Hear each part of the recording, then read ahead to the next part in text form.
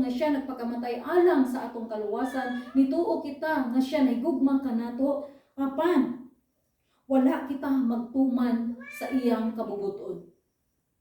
So ang may tabo nga nituo kita na makatihapon kita sa itong kaugalingon, nga nituo kita kang Kristo, nga siya nagluwas na to, nituo kita kang Kristo, nga siya namatay dito sa krus aron sa atong kaluwasan, apan wala kita nagtuman sa iyang kabubuton na makatihapon kita sa atong kaugalingon.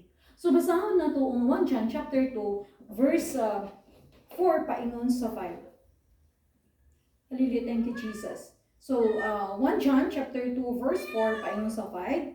Siya nga nag-ingon, ako nakaila kaniya nga mao si Jesus. Apan wala magtuman sa iyang mga sugo, kini siya bakakon ug wala kaniya ang kamatuoran. Apan si bisan kinsa nga nagtuman sa iyang pulong sa pagkatinuod ang gugma alang sa Dios, nahimpit diha kaniya pinaagin ini kita nahibalo nga kita anaa kaniya.